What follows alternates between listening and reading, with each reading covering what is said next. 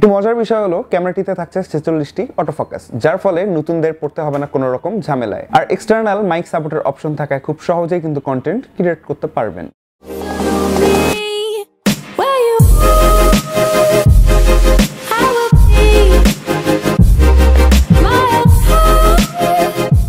Hello viewers, welcome to Seagate technology. বর্তমান সময়ে কিন্তু ডিএসএলআর ক্যামেরা খুবই জনপ্রিয়, কারণ অনেকেই ফ্যামিলি ফটোগ্রাফির জন্য, আবার অনেকে ফ্রেন্ডদের সাথে ঘুরতে গিয়ে ছবি উঠানোর জন্য, আবার ফটোগ্রাফি এবং ভিডিওগ্রাফির জন্য কিন্তু প্রয়োজন একটি ভালো মানের ক্যামেরা। যে যেই কাজেই ব্যবহার করুক না কেন, সবাই কিন্তু চায় কম বাজেটের মধ্যে খুব ভালো মানের একটি ক্যামেরা। তাই আজকের ভিডিওতে আমরা কথা বলবো নিকনের D3200 এই ক্যামেরাটি নিয়ে। ভিডিওতেই এর আনবক্সিং এবং এর প্রাইস সম্পর্কে বিস্তারিত জানাবো। ভিডিওটির সাথেই শেষ পর্যন্ত থাকুন।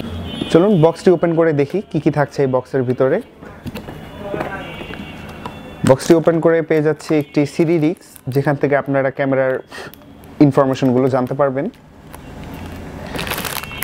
এরপর থাকছে একটি শোল্ডার বেল্ট, যেটি কিনা ক্যামেরার সাথে সেট করে গলায় ঝুলায় রাখতে পারবেন।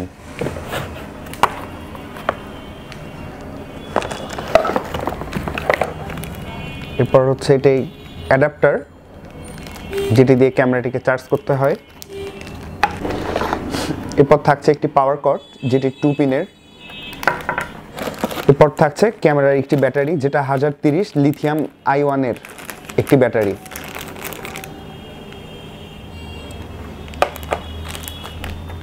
এই হচ্ছে আমাদের কাঙ্ক্ষিত ক্যামেরাটি।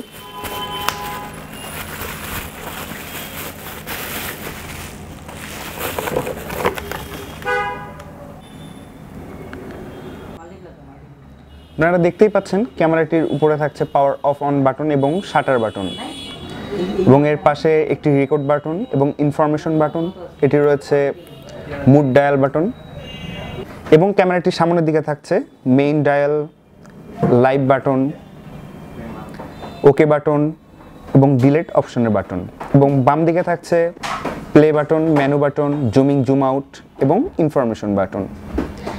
এবং ক্যামেরাটির সামনের দিকে আরও থাকছে একটি ভিউ ফাইন্ডার। ক্যামেরাটির উপরেই থাকছে একটি স্পিকার, এবং তার পাশেই থাকছে একটি ফ্ল্যাশ বাটন, যেটা দিয়ে ক্যামেরার ফ্ল্যাশটি অন করতে হবে।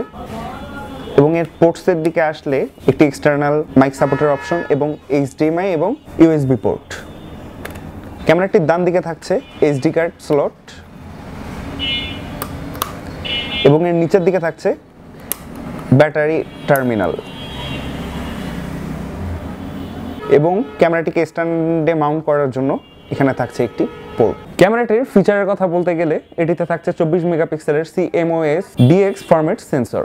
এর ডিসপ্লেতে থাকছে 3 ইঞ্চি এর LCD স্ক্রিন। একটু মজার বিষয় হলো ক্যামেরাটিতে থাকছে 46টি অটোফোকাস, যার ফলে নতুনদের পড়তে হবে না কোনো রকম ঝামেলায়। আর এক্সটার্নাল মাইক সাপোর্টের অপশন থাকায় খুব সহজেই কিন্তু কন্টেন্ট ক্রিয়েট করতে পারবেন। ক্যামেরাটিতে ইলেকট্রনিক ভিউ ফাইন্ডার থাকায় এটিতে 90% কভারেজও পেয়ে যাবেন। ক্যামেরাটির ব্যাটারি হিসেবে থাকছে 1030 এম্পিয়ারের লিথিয়াম আয়নের একটি ব্যাটারি, যার ফলে খুব ভালো একটি ব্যাকআপ কিন্তু পেয়ে যাবেন এখানে। ক্যামেরাটির প্রাইসের কথা বলতে গেলে ক্যামেরাটি লেন্স সহ আমাদের শপে পেয়ে যাবেন মাত্র 31,000 টাকায়, আর লেন্স ছাড়া পেয়ে যাবেন মাত্র 25,000 টাকায়। তাই যারা খুবই কম বাজেটের মধ্যে একটি ভালো মানের ক্যামেরা চাচ্ছিলেন, তাদের জন্য এটি কিন্তু বেস্ট অপশন হতে পারে। তো আমরা চলে এসেছি ভিডিওর একদমই শেষ প্রান্তে। আজকের মতো এখান থেকে বিদায় নিচ্ছি। পরবর্তীতে দেখা হবে অন্য কোনো ভিডিওতে। আর আপনার পছন্দের যে কোনো প্রোডাক্ট সম্পর্কে জানতে আমাদের কমেন্ট বক্সে কমেন্ট করে জানাতে পারেন, অথবা ওয়েবসাইটটি ভিজিট করে দেখতে পারেন। আজকের মতো এখান থেকে বিদায় নিচ্ছি। পরবর্তীতে দেখা হচ্ছে অন্য কোনো ভিডিওতে। ততক্ষণ পর্যন্ত আপনারা সবাই ভালো থাকবেন, সুস্থ থাকবেন। Take care. আল্লাহ হাফেজ।